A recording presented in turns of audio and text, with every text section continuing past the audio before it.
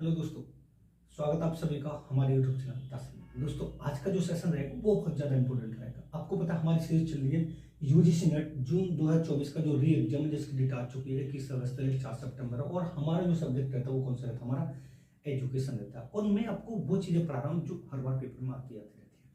आज जो हम बात करने जा रहे हैं वो त्रुटियों के बारे में बात करेंगे। ये प्रथम प्रकार की त्रुटि और द्वितीय प्रकार की त्रुटि, जिसको हम टाइप एरर 1 और टाइप एरर 2 मानते हैं।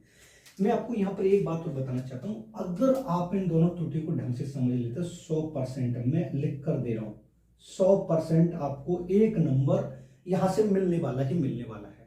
यानी प्रथम प्रकार की त्रुटि और द्वितीय प्रकार की त्रुटि से 100% हर बार एक नंबर आता ही आता है। समझना है कि प्रथम प्रकार की त्रुटि और द्वितीय प्रकार की त्रुटि किसे कहते हैं। इनको अगर एक और नाम से जाना जाए तो आपको पता है टाइप एरर 1, इनको एक और नाम से जाना जाता है टाइप एरर 1 के नाम से, और इसको जाना जाता है टाइप एरर 2 के नाम से। यानी टाइप एरर 1 और टाइप एरर 2 के नाम से इनको जाना जाता है, जिसको हम प्रथम प्रकार की त्रुटि और द्वितीय प्रकार की त्रुटि कहते हैं। अब इन दोनों को समझना क्या है, मैं आपको इनको बताता हूं बहुत अच्छी तरीके से। सबसे पहले हम बात करने वाले हैं प्रथम प्रकार की त्रुटि की। सबसे पहले हम बात करेंगे प्रथम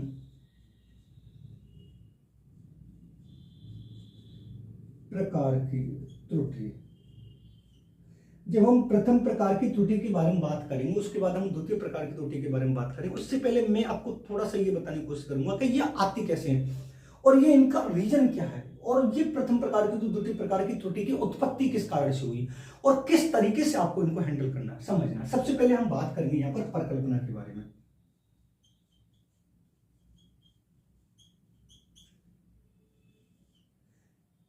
परिकल्पना के बारे में बात करूं, परिकल्पना के आधार पर इन प्रथम प्रकार की त्रुटि और द्वितीय प्रकार की त्रुटि को लाया गया है।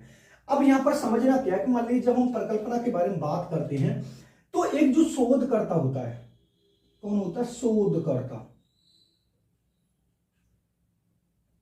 मान लीजिए अगर वो रिसर्च कर रहा है यानी किसी भी क्षेत्र में शोध कर रहा है तो उसे कुछ सोपानों से होकर गुजरना पड़ता है, यानी स्टेप से होकर गुजरना पड़ता है। उन सोपानों के आधार पर ही हमें परिकल्पना का प्रतिपादन करना पड़ता है। इनको समझने से पहले थोड़ा समय यहां पर ये समझना पड़ेगा कि मान लीजिए जब एक शोधकर्ता किसी क्षेत्र में रिसर्च कर रहा होता है या किसी भी क्षेत्र में किसी समस्या का समाधान करना पड़ता है या किसी नए सिद्धांत का प्रतिपादन करता है तो उसे कुछ नए स्टेपों से या कुछ ऐसे पहलुओं से होकर गुजरना पड़ता है, कुछ ऐसे सोपानों से होकर गुजरना पड़ता है जिसमें वो किसी समस्या का समाधान करके किसी नए सिद्धांत का प्रतिपादन करता है। समझना यहां पर ये वाली बात है। अब बात यहां पर हम करते हैं कि प्रथम प्रकार की और द्वितीय प्रकार की त्रुटि। उससे पहले आपका इनको कॉन्सेप्ट समझना बहुत जरूरी है।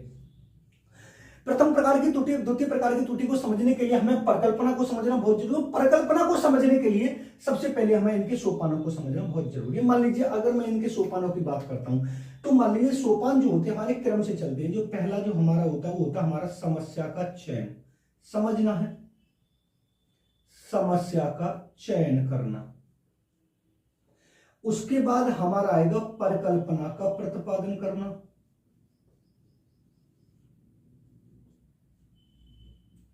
उसके बाद क्या आएगा? हमारा परिकल्पना का प्रतिपादन। उसके बाद हमारा आएगा शोध की रूपरेखा। शोध की रूपरेखा, समझ लेना इनको। उसके बाद आएगा हमारा आंकड़ों का संकलन।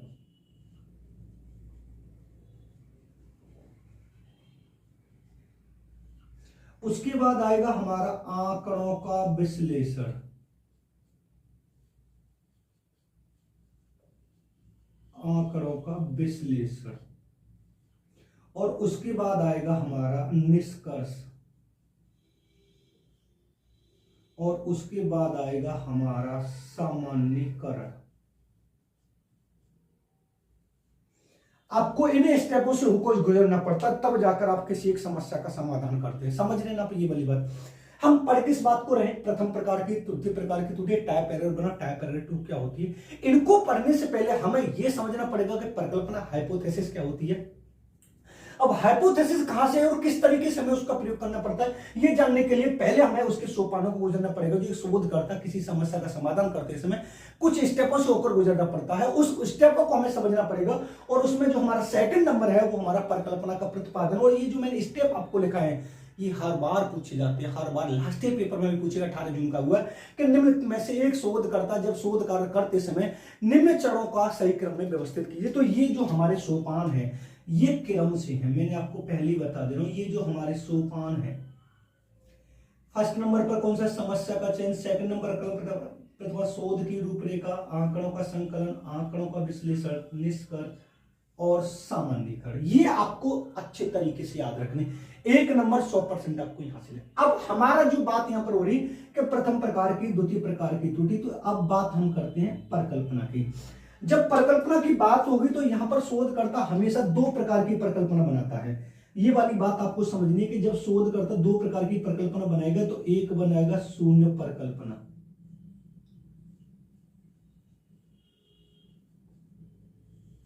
और दूसरी जो बनाएगा वो बनाएगा विकल्प परिकल्पना।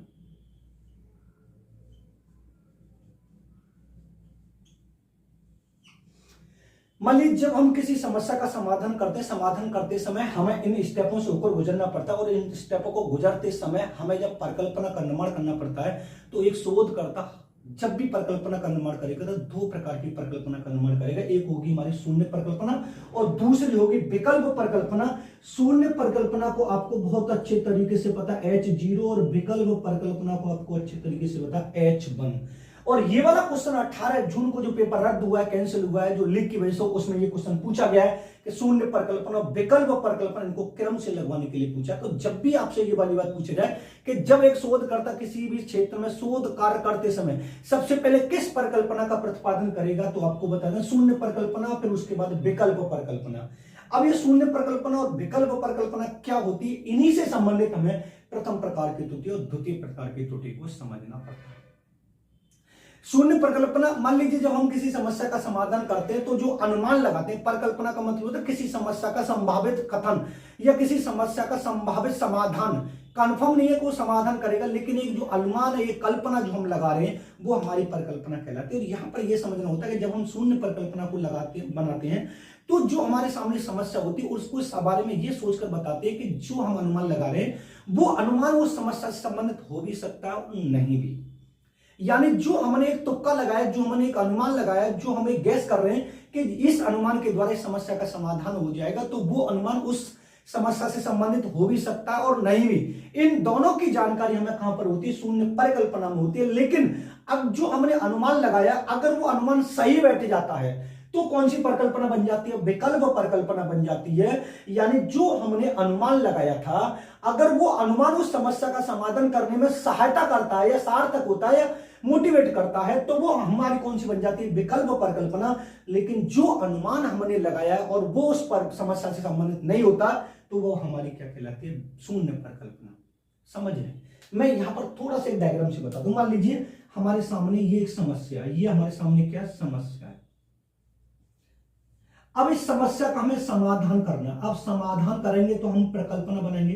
क्या करेंगे, परिकल्पना बनाएंगे। और परिकल्पना का शाब्दिक अर्थ मैंने आपको बहुत अच्छे तरीके से बताया, क्या होता है, अनुमान लगाना होता है। अब सबसे पहले मान लीजिए हमने जो अनुमान है ये लगाया है, अगर ये अनुमान इस समस्या का समाधान कर देता है, इस समस्या का समाधान कर देता है, तो इस अनुमान को हम क्या कर लेंगे, स्वीकार कर लेंगे। क्या कर लेंगे, स्वीकार कर लेंगे। जब ये स्वीकार कर लेंगे तो ये कौन सी परिकल्पना बन जाएगी, तो आपको बता देना ये विकल्प परिकल्पना बन जाएगी। जो हमने अनुमान लगाया है, अगर वो अनुमान उस समस्या से संबंधित हो जाता है तो वो किसका परिकल्पना बन जाती है, विकल्प। लेकिन अगर वो अनुमान जो हमने लगाया तो वो समस्या से संबंधित नहीं होता, तो वो कौन सी परिकल्पना रहती है, वो शून्य परिकल्पना रहती है। समझ रहे हैं? यानी शून्य परिकल्पना ये बताती है कि दो बिंदुओं या दो मध्यमानों के बीच जो भी अंतर है वो अंतर संयोगजन्य है, क्लियर कंफर्म नहीं पता है।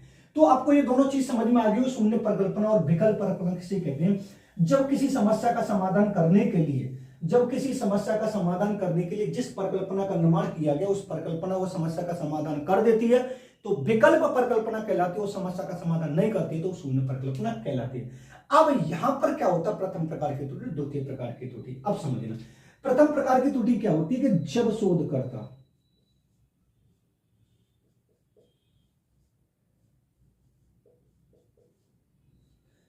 गलत या असत्य शून्य परिकल्पना को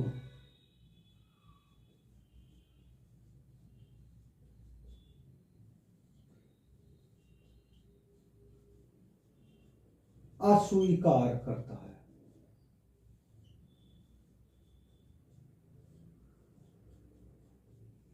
यानी जब शोध कार्य करते समय शून्य परिकल्पना बनती है, और शून्य परिकल्पना जब समस्या से संबंधित नहीं होती उसे रिजेक्ट कर देता है, वो कौन सी त्रुटि कहलाती है? प्रथम प्रकार की त्रुटि। बस आपको यही समझना है।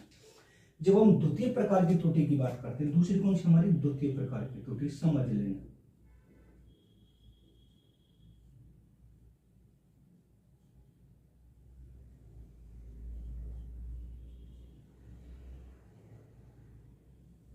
देखो, जब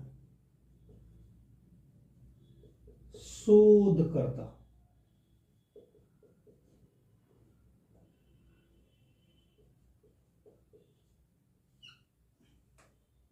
ये थोड़ा सा यहां पर गलत लिख गया है, सत्य शून्य परिकल्पना को, ये ऐसे लिखना था आपको,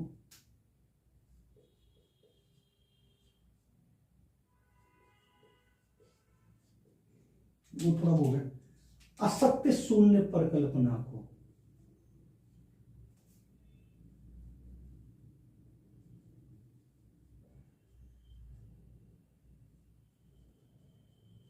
स्वीकार करता है,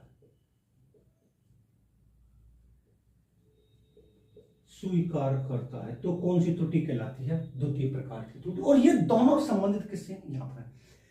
अब यहां पर अगर मैं यहां पर आपको ये वाली बात बताऊं कि मान लीजिए मैंने आपको यहां पर बताया कि टाइप एरर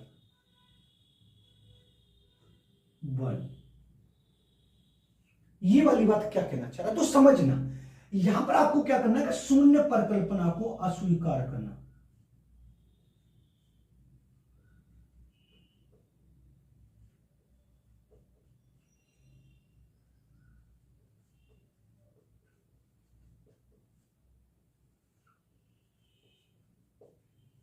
एक तो ये वाली बात समझनी है, ये समझ में ना आ रहा हो तो जब हम सेकंड की बात करते हैं कि टाइप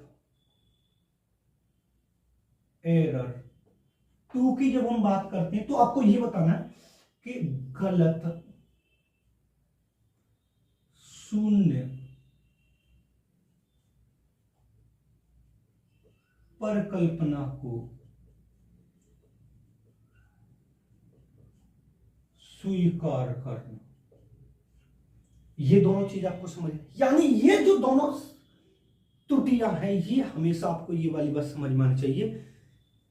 ये प्रथम प्रकार की त्रुटि और द्वितीय प्रकार की जो त्रुटि है ये पूर्ण रूप से परिकल्पना पर आधारित है। समझना, ये मैंने आपको बता दिया। प्रथम प्रकार की त्रुटि का मेन रीजन ये होता है कि जब एक शोधकर्ता शून्य परिकल्पना को रिजेक्ट कर देता है, शून्य परिकल्पना को रिजेक्ट कर देता है गलत होने की स्थिति में। मान लीजिए अगर वो समस्या से संबंधित नहीं है तो उसको रिजेक्ट करेगा तो प्रथम प्रकार की त्रुटि कहलाएगी।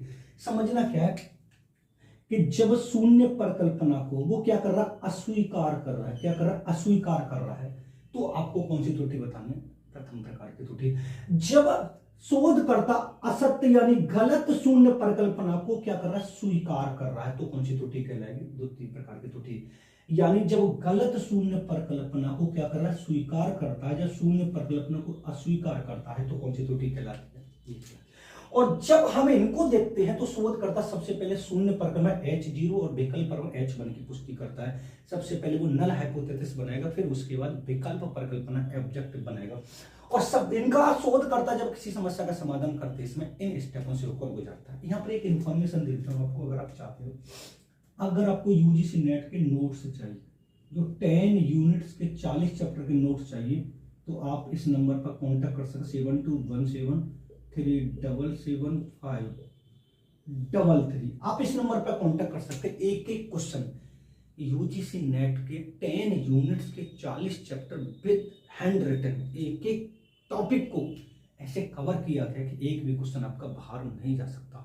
1.5 महीने में अगर आपको कम समय में ज्यादा स्टडी करनी है तो आपको ऐसा मैटर चाहिए जो आपके पूरा पेपर स्टैंड करे। और आपको ये वाली बात पता है, कभी भी किसी भी एक बुक से पेपर नहीं आता है। और मैंने जो अपना नोट्स तैयार किया वो कम से कम 7 से 8 बुकों से तैयार किया, एकदम निचोड़ तैयार किया, फुल लेंथ 600 प्लस पेज होंगे जो आपको इस नोट्स में मिलेंगे। अगर आप लेना चाहते हैं तो इस नंबर पर कांटेक्ट कर सकते हैं। और जिस तरीके से मैं आपको पढ़ा रहा हूँ, चैनल पर नए हो तो चैनल को सब्सक्राइब भी कर सकते हैं। सीरीज हमारी चली रही है, एक एक टॉपिक को हम क्लियर कर लें, और ये पूरा का पूरा मैंने आपको बहुत अच्छे तरीके से समझ। अगर वीडियो पसंद आया तो वीडियो को लाइक करें, शेयर करें, और चैनल पर नए हो तो चैनल को सब्सक्राइब कर लें, बेल आइकन ऑल को प्रेस कर लें, जिससे आने वाली वीडियो की नोटिफिकेशन आपको मिलते हैं नेक्स्ट वीडियो में। धन्यवाद।